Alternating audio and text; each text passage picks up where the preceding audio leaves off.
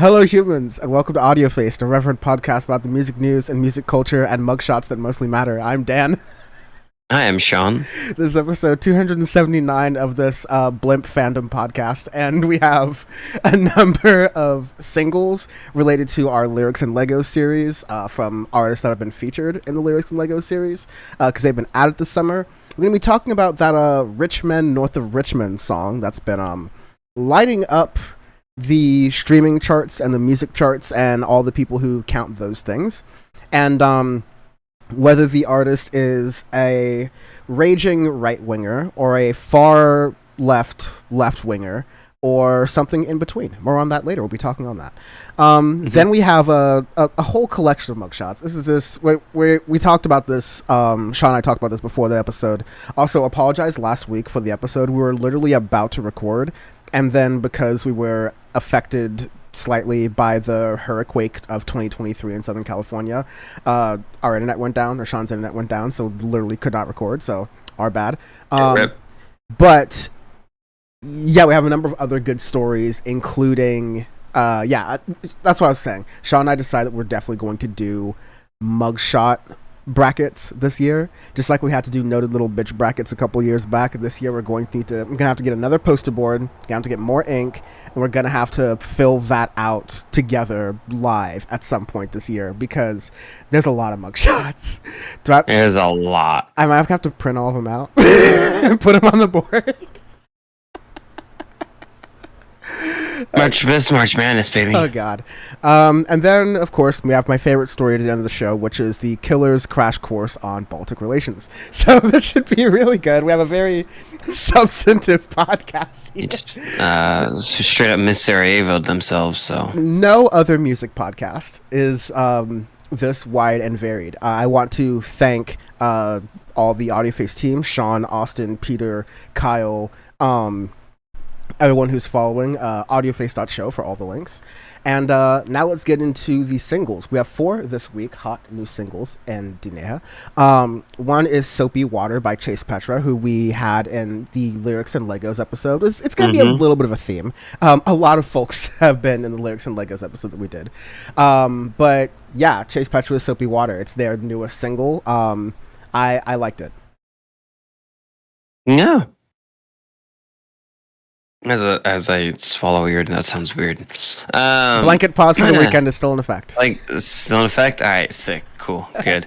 Yeah, I mean, I liked it. Really nice little indie track, and I thought it was really cute and charming. So I like it. Yeah, I appreciated how. Yeah, it sounds like bedroom pop indie, like that kind of style that really a lot of people fall in love with indie. So I really appreciated that. Similar things I could say for Super 8 by Tiger Del Flor, another artist on Lyrics and Legos. And this one kind of falls into, it's a really vivid story about trying to revisit or think about a love you had in the past while they have gone on, and you're kind of wondering what could have been, etc., that sort of vibe. It was another really vivid kind of description that I think Tiger Del Flor is pretty good at doing. And then the song itself I also enjoyed. Yeah, I mean, I really liked the way it was done. Me and Mike, I like that kind of electro Indian stuff, so I really enjoyed Super 8 a lot. That was fantastic. I thought it was really good. Yeah, it's a good continuation of Like an Indie Movie, which is a song that she talked about in the Lyrics and Legos episode quite a bit, and it's kind of indie movies, Super 8, kind of film related things. I can see them related thematically, but I do think that this song is a continuation, an advancement in how she's sounding. So I like that. Yeah. For sure. Yeah. Similar theme with all of these. It's like a continuation and advancement of different ways we had heard the artists when they had come here. And so with that, we also have LAX by Malembo, Sean's favorite airport. Lax. Fuck Lax. No, yeah, I like this. A lot of Malembo's tracks have been, as he's described it, like hero trap, the sort of almost reminiscent of Lil Uzi Vert kind of thing, or even Travis Scott to some extent. But this kind of sounded more like an R&B type track. I say this was definitely more like neo pop, yeah, and a faster neo pop almost with it. I actually really enjoyed this track too. Thought it was great. Yeah, I like the production. I like the pace of it and everything. I thought it was very well executed. a lot of great things hitting on the right cylinders at the right time. And yeah, I like to see the different kind of pace for Malumbo doing kind of like neo pop / R&B. R&B is a racist genre type song. So yeah, that's really good.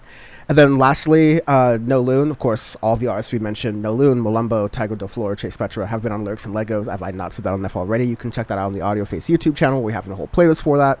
But Carver by No Loon is a track that No Loon did together. And I really like this one because it takes kind of the folk thing that No Loon had usually been doing before this, especially with 21, that EP that we talked about a little bit a couple months ago, but takes it in a more energetic, like more indie rock influence kind of way, and it sounds really cool in that. Yeah, I liked it a lot.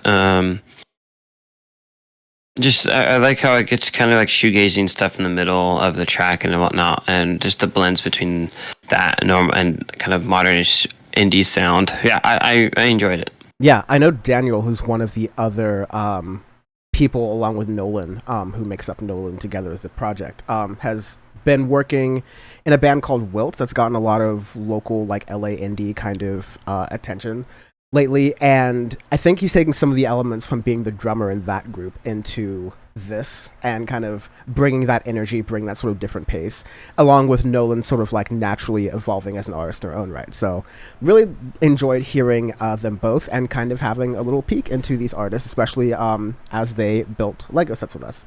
That was fun to film. Yeah, right.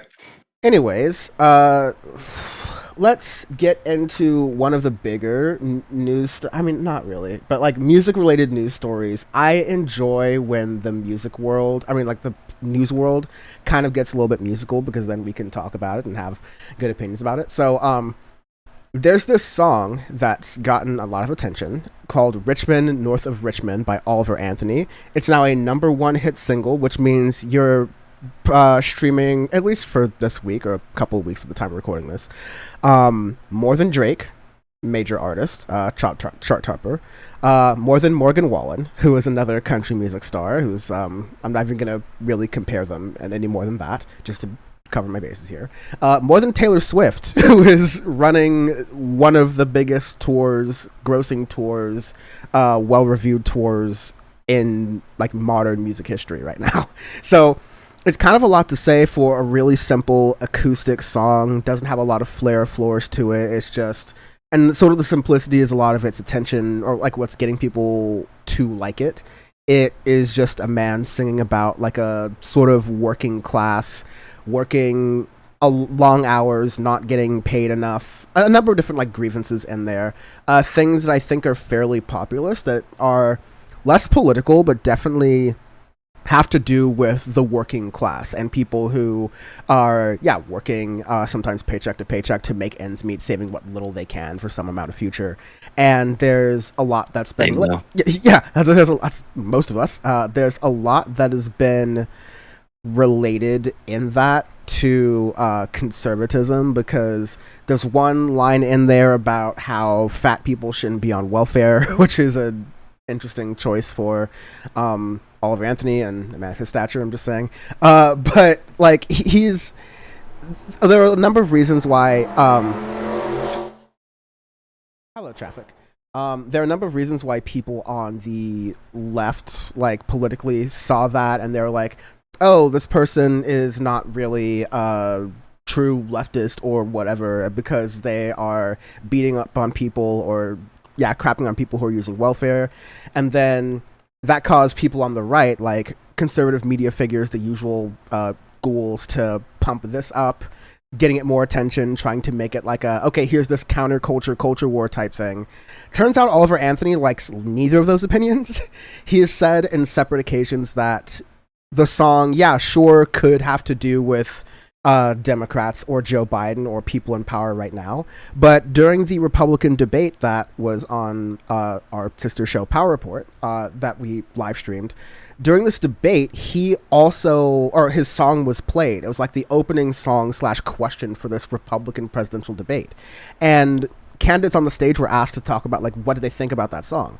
Oliver Anthony went like, I wrote this song about everyone on that stage. I wrote this song about elites. I wrote this song about people who are out of touch with working class people's lives, and that doesn't have to mean people on the Democratic side or people on the Republican side. And so I say all of that to say that the initial premise that I even will say some people on the left went to go like, oh, this person is this, Oliver Anthony is this or that. Like, he's a musician. He's not like that steeped into politics, but he's steeped into his life experience and he's talking from that. I wish it didn't have some of like the like welfare hating lines in it.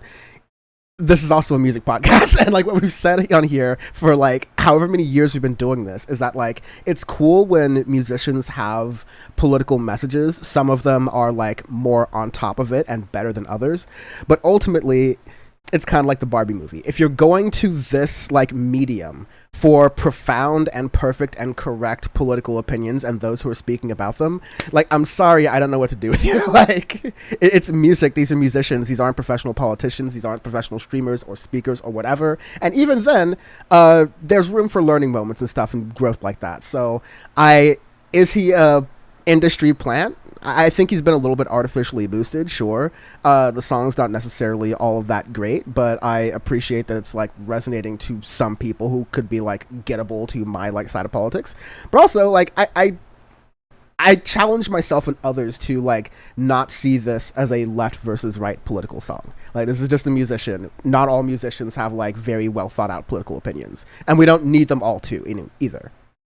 No, yeah, exactly. I mean, I didn't get the whole, like the hype about it and stuff, at least politically. I thought it's all right, but it's nothing that's like spectacular about it, right? You know, it's not No Name just going mental on an entire record where you're like, God damn, like, girl, like, that's... Yeah, like, well, let's go to the other end of the spectrum where we just reviewed a No Name record where, like, she name dropped a civilian who died as a result of, like, in Palestine as a result of Israeli settlers moving out of the neighborhood, like as a random name drop and a random part of a song, right, on her new album. Mm-hmm. We're not talking about that. Like, that's why we call it the No Name Award. Political. Like, this one's just like, all right, it's nothing like it's okay, but it's nothing like that's that out there. If that makes sense. Yeah, so. And I mean it's not that out there, but it's kind of what's messed up with our politics right now is that anything involving class, which relates to people who may identify as Republicans or may identify as Democrats, just breaks the political system because people watch politics and they see things as teams. Like, is it like 49ers or Patriots? Like, which side are we really trying to put it in? And like, this is it's a bigger thing than that, but also it's a much smaller thing than that. It's a song. Like, let's just exactly. Let's just chill. This is Audioface. We love music. We think music can do great things. We also got to understand that like this is not gonna like create world peace or solve world hunger or like do anything. If anything, it's like a conversation starter for like, oh, you have someone who may not agree with you politically who understands the song. Great, you found some unusual common ground. Have a drink together. Like, I don't know, just chill, right? Yes, seriously. With that, give me just a second so I can get the new graphics up. Not new graphics, but the words and shit. You know, the charts and shit. I love that. Whoa, hey, man. Yeah, I was messing with the blah blah production stuff. Anyways, we are starting our first album of the day. It is Unreal Unearth by Hozier. Hozier? We'll do that. 16 songs, an hour and 2 minutes long. We reviewed Wasteland Baby in 2019 from Hozier, and we're genuinely impressed, which I don't think is that was a good record. It's not a strong take of an opinion. Like, indie music head people love that. It came out on my fake birthday that year. But like indie music head like type people, like music reviewers and critics, like us sickos, like us on the podcast, you listening to the podcast, us sickos really enjoyed it, but it had a lot of pop acclaim too. Like, he was able to really do well off of these songs, and like for good reason. These are all really, it was a very, very powerful feeling record, and Hozier makes music like that. I mean, Take Me to Church has 2 billion well-deserved streams. Let me tell you that for sure, seriously. Right? You get to Unreal Unearth, and let me tell you, it's a record that, you know, I'm not sure how to put this. On the one hand, as a music critic who listens to a lot of like music, I think that I'm constantly looking for shorter records that can be as meaty and weighty as a concept record and have that like beauty and range and all that other stuff. And so that when you get a project like this that is long, but there's a lot in it, and a lot in it has some pretty good quality, I'm just going to go like, oh my God, it's an hour and 2 minutes long. And then there's the other side of me that goes, I'm right. And that like you can have a good record and doesn't like it's executed right. Yeah, you can have a good record that's executed right. That can be 30 or 40 minutes or hell even 20 minutes. We've had this debate before, and you can still get something that is, you know, meaty, weighty, feels like it has a lot to it, and doesn't feel like, not that it has a lot of filler, but that the pacing is just a little bit off. And that's how I feel about this record. Definitely on second, third listen, because we've had an extra like week of headway to listen to these tracks. It's like the size of it as somewhat of a concept record, or at least like a cohesive project. I don't even know if I fully understand it as a concept record, but like it feels really cohesive, I'll tell you that. I appreciate it, but I still felt like at certain points I was like, this is an hour long. This is a lot here, and some of it just seems like you have tracks in the middle like Son of Nyx and Butchered Tongue. They're like, okay, but I don't know why they needed to add up to make an hour and 2 minute record here. So yeah, some mixed feelings. What do you think?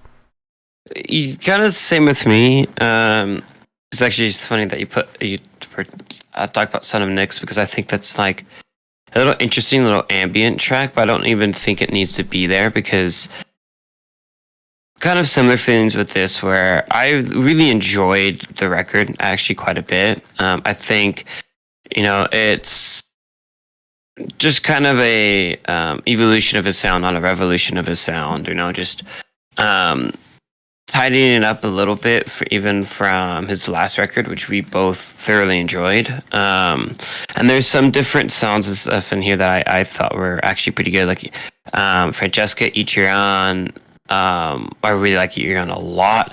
I Carry On, I thought was also really good too. But to me, it's this very top-heavy record where I feel like 1 through, I don't know, 7, 8 are like pretty good. Once it gets to Son of Nyx, it gets a little dragged out, a little long, to where I don't like that little interlude thing of the ambient track, because it just kind of throws it off. And then like on second and third listen, I got to really enjoy a bit of the end of the record a little bit more. But like example, tracks like Anything But, Abstract, I thought were actually really cool. I really like that also. Yeah, and like because with that, it's like you got into a little bit more like different stuff, different sounds, different ideas and stuff, which I really liked. It's just by the time you get there, it's you feel the hour, because there's records you do that are an hour long, right, and they don't feel like it. But this one definitely, just the pacing of it, I feel like it's just a little off, and I wish a couple songs were changed up, and then maybe like 1 or 2 were removed, and then this would have been like a very, very good album. But just based on the pacing and everything else, I felt like there's a lot of things ironically, you have to unearth to really get to it, especially like towards the end of the record, where I think there's some fantastic tracks on the end of the record. It's just you have to kind of dig through it and get to those parts, and by that time you're like you're already listened to a lot by then. But that's kind of like my big complaint. Production is fantastic. I really like it's unique. Damage Gets Done with the little duet and stuff with Brandy Carlisle. I thought was fantastic. I really, really liked that track a lot. And I think there's some things where Hozier is trying to do something different. He's trying to do something different, you know, evolve his sound as much as he can and stuff and all that. And it's still showing, hey, like, I can make, you know, that bridge between pop and indie and stuff and really make popular tracks, but not make them, you know, just for clicks and views and stuff, you know, really make something. So overall, I think it's a good project. I think it's a good record. It's just pacing is off, and there's a couple things I'm not a fan of. But overall, I did enjoy it. Also, learning thanks to the Wikipedia. Hozier. It's Hozier. Hozier? Yes. That makes sense. Yes. I never actually. I always forget how to pronounce his name. So. Yeah, you know what? But he's Irish. He's Irish, so it's like I give you a pass. Yeah, it's like, if it figured once in these 7 years, we should just go to Wikipedia and figure out how to pronounce something. Dude, man, seriously. But at this point, we committed to the bit. Yeah, great record. Speaks not to Hozier's talent, but to say that an album in 2023 production-wise, we can do something that is a little bit more focused while still having this amount of power. And the other last thing I'll say is that I don't really know if there's, I kind of said this early in the beginning, I don't know if there's filter, but there's extra stuff. I'm not sure you need to be there. Yeah, I wouldn't call it filler. Yeah, exactly. Extra stuff I feel like is good. Because even that ambient track and other things I do enjoy, it's just, it really drags out the album a little too long. So like a B-side or something would have been fantastic instead. But, I don't even say that. That's the most like no one's listens to Audioface thing moment ever. Because we're always like... Dude, that's my favorite Radiohead tracks. My favorite Radiohead album is a B-side collection album. Calm Like 2 + 2 = 5. And it's like, you get some really weird stuff, but it never fit in records. I think there's songs on G sides and D sides that are better than half of what Gorillaz have released in the past 10 years. Absolutely. I mean, better than everything on Cracker Island. Not even nostalgia speaking. It's just like it's genuinely fact. Like, absolutely. I mean, my favorite Gorillaz track is a super random, one-off single thing B-side. So, Automatic. Oh, wow, yeah. I was about to say like 2000 Soul Child. Don't make them like this anymore. That was a good one. I remember you liked that for a minute. But anyways. Yeah. Arbitrary Scales. Oh, Jesus. We do Arbitrary Scales every week on Audioface. Audioface, the premier music-related mugshot podcast. And this week, we have a gift, truly. We have a gift. Because a number of, or at least the associate... I'm willing to stretch the rules to say these people are associated with a number of people who are singers. And if not all of these people are singers, based on how RICO cases go, one of them will be. So... Oh, I mean, absolutely. We got a gunna in this group. I can tell you that much. There's going to be a gunna. There's absolutely a gunna. There's absolutely a Tekashi 6ix9ine in here. And so, for sure. Yes, of course. Donald Trump and associates were mugshotted this week. And so the arbitrary scale is... Donald Trump associate mugshots. You can use Donald Trump in here. I'm not sure we have an album that comes to the king and doesn't miss this week. But what is this for you? This is a Stephen Lee. Like, absolutely a Stephen Lee. Where is he? I gotta find him. For sure. He's the pastor. Oh my god. He's the Lutheran pastor. Dude, that's regrets, baby. This is Harrison Floyd, the former Marine, the leader of Black Voices of Trump. The only person who didn't make a bond agreement and is actually in jail right now. Damn, that's kind of thugging it out right there. That's kind of hard. I just gotta say, like, the fact that everyone else, all the other Trump associates who are one certain complexion, and then this guy is the one who ends up in jail. I'm not saying anything. I'm just saying. I mean, even though Fannie Willis is black, Kamala Harris jailed plenty of black people. I don't care. Even an album. Speaking of albums, give me a moment to do the old switcheroo. Huh? Go. Now. So. Now we have Portraits by Birdy, 11 songs, 40 minutes long. I hadn't heard of Birdy before, but apparently she's a pretty large pop artist type. Then yeah, maybe you could fill in some of this for me. I mean, she's just a singer-songwriter, but she's from England.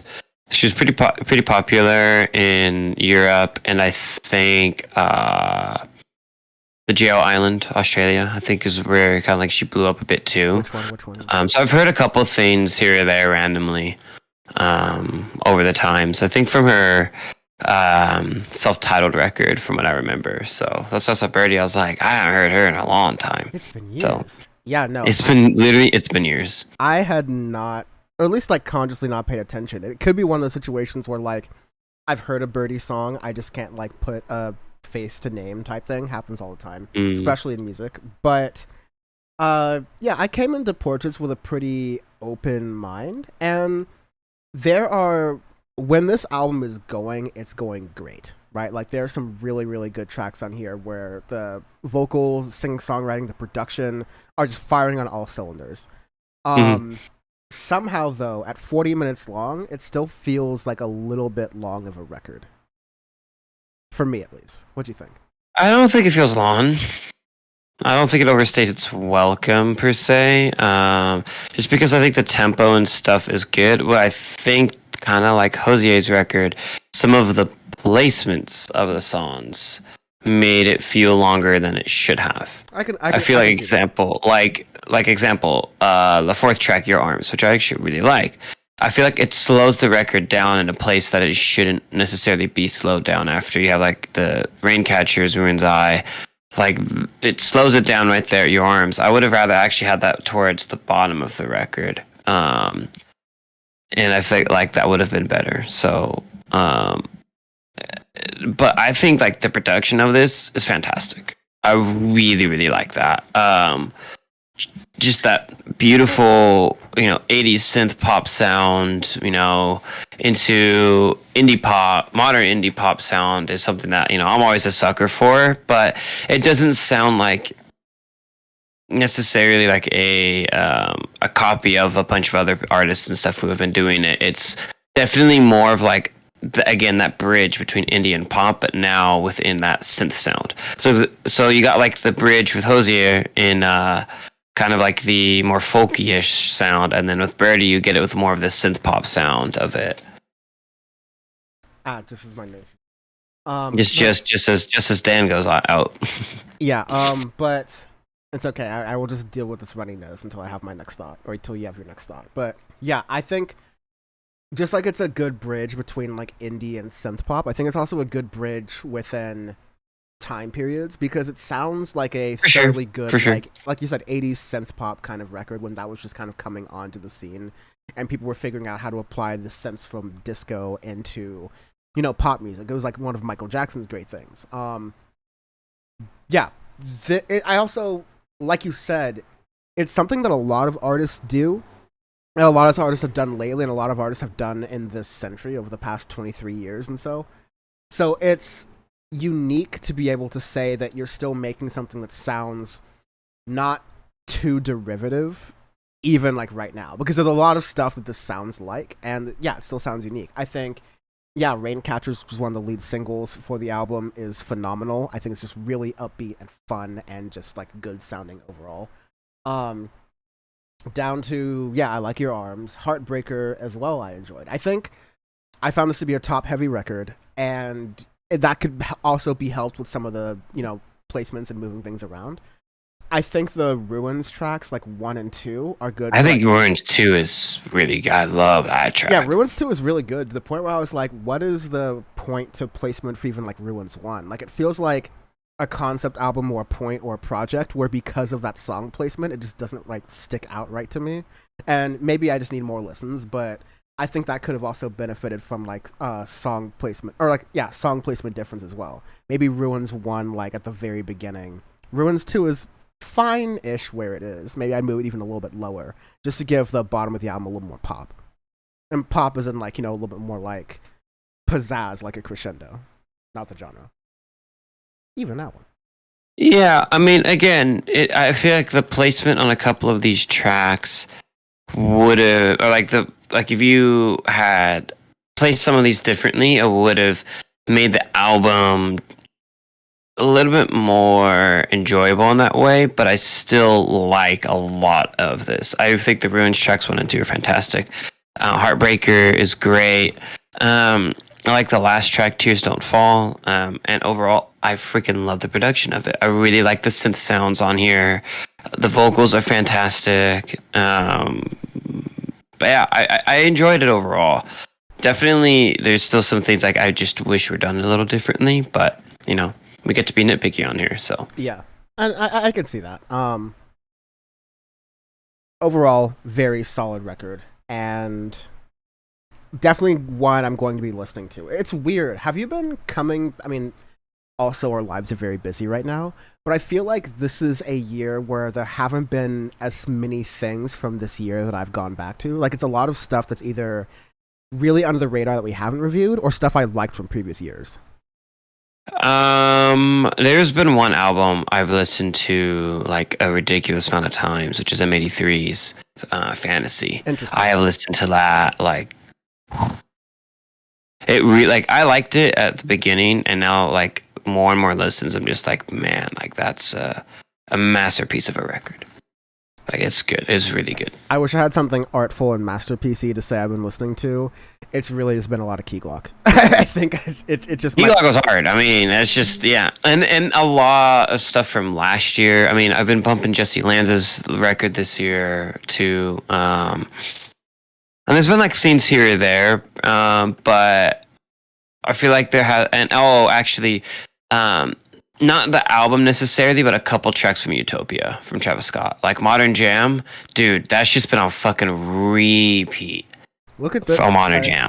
This podcast never ceases I told you, amazing. I really like that. I like, because I did not like Asteroid Utopia, I thoroughly enjoyed. Wow. So, especially Modern Jam, like that. Whoa.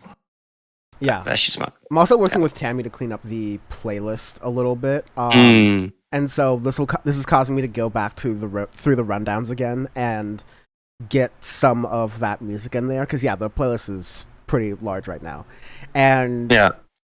Oh, I will say one thing I have definitely come back to a lot is not surprising at all. Scaring the Hose.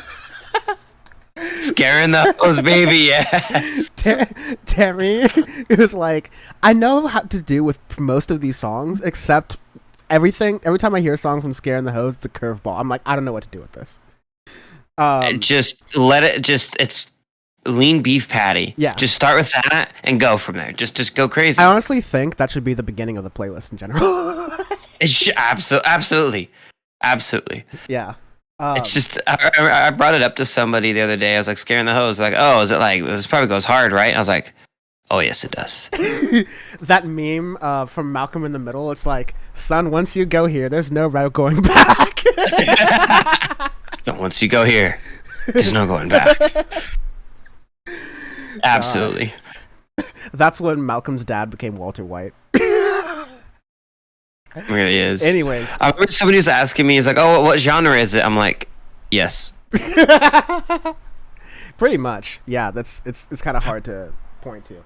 Anyways, arbitrary scale this week. We do arbitrary scales every week. Audioface is our review is our review. This week, the arbitrary scale that we're picking randomly, or, not randomly, but the one we're using this week, that we won't be using most other weeks, is mugshots from the Trump 2024 case. Or the Trump Atlanta. There's so many of these. The Trump Fulton County, Georgia, find me the votes, perfect phone call case. Which is really the only one we have mugshots from. You know what? There's a lot of good ones on here. I kind of want to give this the David Schaefer. The David Schaefer. He was going to be the fake elector. That's a good one. He's also one of the few that's smiling, which is ill-advised in a court case. Right.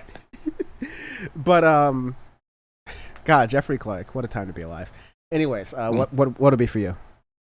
This is definitely fucking Mark Meadows, dude. Like, this is a solid good Mark choice. Meadows. That's a good choice. Like, when I heard like Mark Meadows, I'm like, dude, they're racking everyone up. I was like, damn, Mark Meadows too? I was like, shit. First, it was the tip master himself, Rudy Giuliani. Then it was Grandmaster Trump, and I was like, who else they get? And I was like, Mark Meadows in the game. I was like, hell yeah, let's go, let's keep going. They got Lactose Man in the mix, Cheesebro. Cheesebro? I mean, they got my favorite lawyer, Sidney Powell, in there too. I was like, shit. Nobody's safe. Um, yeah, I think Mark Meadows is honestly the most blue steel out of all of them. Mainly Absolutely. because he's wearing a blue tie, a blue suit, and he tried to steal an election. But Yeah. okay. Gonna get to the last album here. Almost ready. Boom, boom, bang, bang, bada bing. Tim Dane, Chris the Tane. Ooh. And that's how there's a black border on the album that is like custom designed to make me upset. Anyways. Because I was like, did OBS have an issue like right here with this one pixel that I can't fix? I'm like, oh no, this is just an album custom designed to like trigger my OCD. Anyways, this is Genesis Owusu Struggler, 11 songs, 38 minutes long. Genesis Owusu, when he released Smiling with No Teeth that came out in 2021, I remember that being one of my favorites and one of my go-to, speaking of albums I've gone back to a lot over For the past sure, you love that record. yeah, because I am constantly trying to chase the high of the good blend of electronic music and rap. I think like you blend these together, it's great. Like Sean's starting to see the light when like Travis Scott does it well. It's a good mix. It's good, yeah. A number of artists have tried in the past to do it. In addition to doing that, Genesis Owusu's style has kind of been, very influenced by indie, very influenced by alternative and other things. I think about. I call him the rap Eve's Tumor. That's fair, yeah. It reminds me of Injury Reserve. They changed their name recently, Ooh, but that's actually I like that comparison. Yeah, they have a very similar, can have a similar sound to them, and like a similar experimental, like bleeding edge, almost Death Grips influenced hip hop and rap. You get to Struggler, and I'm a little mixed on it. I think there are. It's kind of like how I felt about hello, short term memory. It's a lot about how I felt with Birdy's album Portraits that we just reviewed, where when it's hitting, it's hitting. It's got really great moments. But I wish maybe it's either a song placement thing or there were just simply more of those moments, because I was definitely looking at this 38-minute long record and just going, okay. I was not like skipping through tracks, but I was going like, okay, I know how this works. Like the song is not really changing that much, so I'm going to skip through it for the sake of time and me having to review things. Which it felt weird to do for a Genesis Owusu thing, where I'm usually just sort of vibing with it, especially because there are songs on here that I like. Like my favorite one by far, which I don't understand is not the most streamed one, although I kind of do. That's Life, or in parentheses, A Swamp. The first half is really good. It does this mix in the middle that gets a little bit slower, and I don't like it as much, but I think it's a solid track. But, like, That's Life is the best of what Genesis Owusu does when it's combining all these different rap sounds and a number of other different things. That's at least how I kind of thought about it preliminarily. As I, like, jump straight balls deep into the middle of the record of the track. But, Sean, what'd you think? I actually really enjoyed it. It's... compare like Smiling with No Teeth, or Smiling with No Teeth was definitely like experimental, especially for a debut record. I feel like Leaving the Light is even more, because this is very, very broad. I wouldn't even define this album as being rap. I would define it as alternative, because there's so many different sounds and different motifs that you get in here. Example, the opening track, Leaving the Light, right? Like it's almost like a blend between like really odd 80s like pomp with Death Grips. So it's like the way that that's done is very different and out there, which I like, and I really appreciate that. Kind of going like up a little bit in the record, you have like straight alternative songs with Freak Boy, where that reminds me a ton of Eve's Tumor. And I was like, that's actually really cool that you put this in the record. But the thing is it doesn't like it doesn't stick out necessarily. It's cohesive in the record, because this is definitely like experimental in the way where it's just very, very broad. There are parts where I feel like it's kind of slowed down a little bit awkwardly. and some of it I feel like is just it's just trying to do something different, which I appreciate for it. I don't think the execution is as good as it can be necessarily, but overall, I did enjoy it a lot. But like example tracks like Tied Up, right?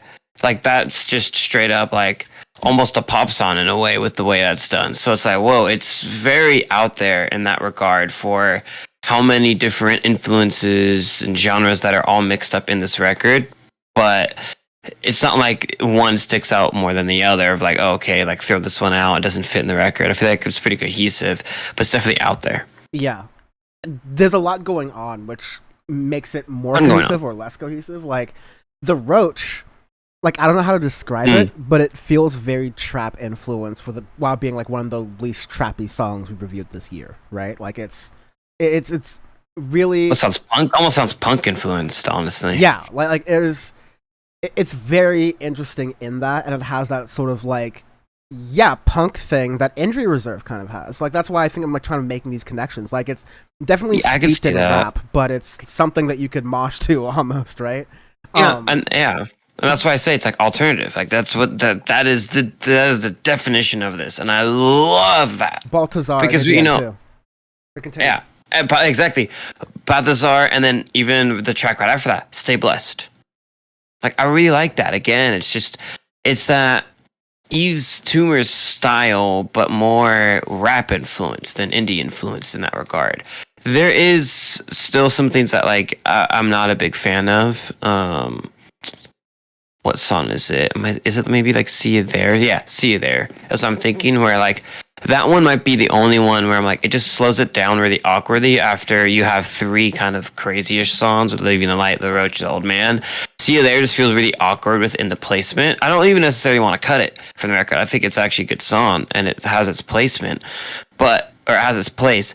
Just the placement of it isn't. It doesn't do it for me. I wish it was either in the middle or more towards the end. I feel like I would have helped the flow the record more, and I feel like you would have appreciated that in that regard to keep the record flowing on. I feel like if it flowed better, you can kind of get into some of these tracks a little bit more. Because actually on shuffle, I feel like this record's really good on shuffle. But the way it is listed straight through, I don't like it as much in that, just because of that placement. So I like that angle. Good shuffleability. Yeah, great shuffleability, because you really don't know what the fuck you're getting, and I love that, because you're just like, it might be some trap stuff. It might be what is that one I was saying? Oh, the second to last song, What Comes Will Come. With that one, honestly, almost sounds like a Gorillaz track to me. Yeah. So. Yeah, I agree with that. I felt that like early Gorillaz, like kind of magic in that track. Absolutely. Like 2000 era Gorillaz. I thought it sounds like. So yeah, I really, really appreciate Genesis Owusu as an artist. Like, I love experimentation. I love doing something different, staying true to yourself as an artist. You get that with this record. There's still some things I'm not like completely sold on, but I'll give it with a grain of salt because of being so out there. And being out there and still making it a cohesive project is saying something, because that's very, very difficult to do. And we mentioned it you mentioned it rather very briefly, but this is his second album, and so I don't really see many. Second album curse, baby. I don't see many hints of the curse. Right? No, dude, not even close. As the great Robin Pecknold says, thank God I never have to make a second album again. Like, for this being a second album and really going out there and still like making something that's very like pretty good, speaks to yourself as an artist. So, great work. Arbitrary Scales. We do Arbitrary Scales every week on Audioface, because our review is our review. We could give you a normal ranking system or number.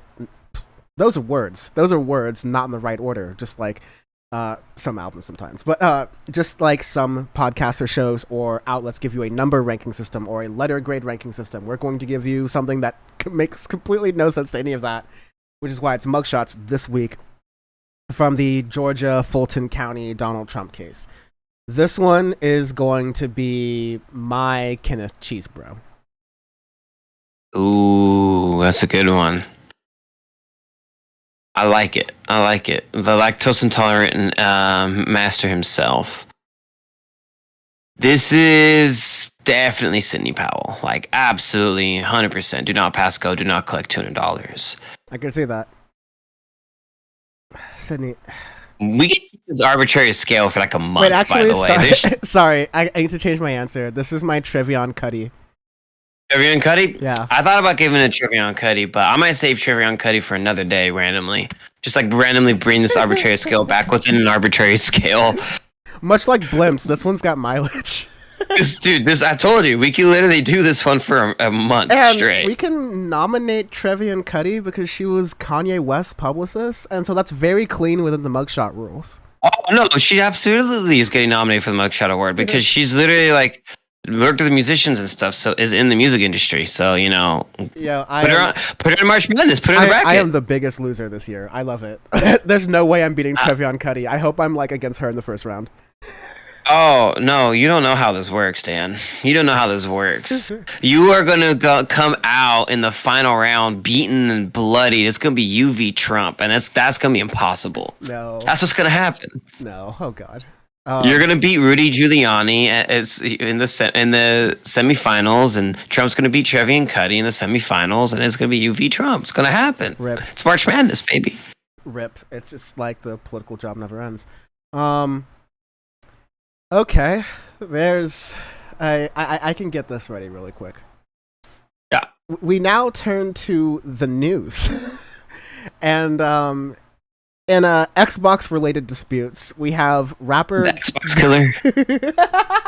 I forgot about that. That was one of the most wild Boondocks episodes of all time. Like, truly, they centered that around the Xbox killer and, like, made it an allegory for the war in Iraq. That was so hard. Literally, just that. You know, damn well ain't no found no weapons of mass destruction. It was unknown. What? So, this guy, oh, that's what's confusing me. I have them on both. Okay, so yeah. This guy who's rapper Gunplay, longtime Rick Ross associate, charged with aggravated battery with a deadly weapon, false imprisonment, and child abuse. We kind of buried the lead here. We kind of like had the lead, or we gave away the lead too early.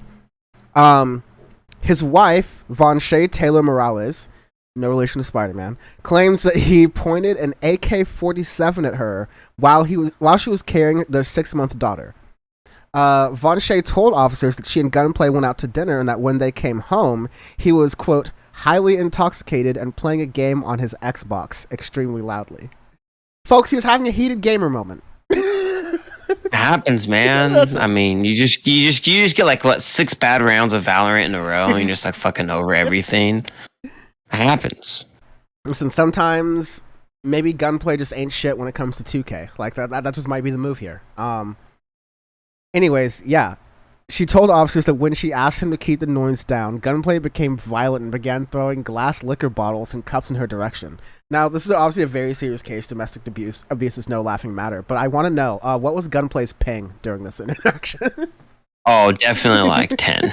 He definitely was getting like 10 ping. No, I think his ping was bad. Like, I want to say like he was getting like 400 ping. Like, this is one of those like he has spec like again, like video games don't make you the violent lag does. I'm thinking more like he had decent ping, so he knew he just sucked. He knew like he had no excuse. Like, you know, dog, he ain't got no lag switch. What you talking about lag switch? You just suck. Oh my god.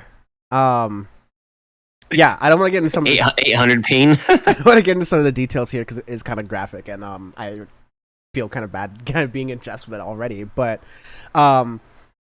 yeah, she apparently was able to finally flee after Gunplay was trying to keep her in the house with the baby. She picked up a rifle and then put in her luggage and then fled. And so, listen, if this is the situation you're ever in, you can always just rage quit. Just put the game down.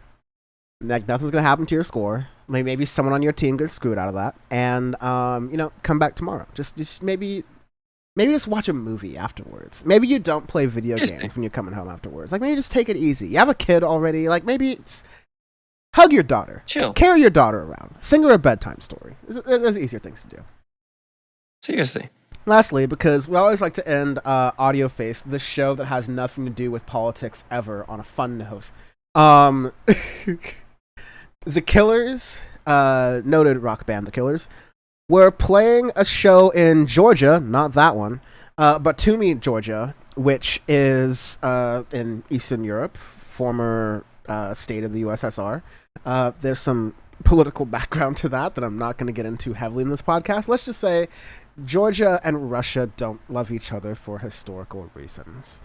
But the Killers have apologized, reading from this Guardian article, after lead singer Brandon Flowers was booed for bringing a Russian fan on stage at a concert in Georgia, the former Soviet state that Russia invaded in 2008, and urging the crowd to think of each other as brothers and sisters.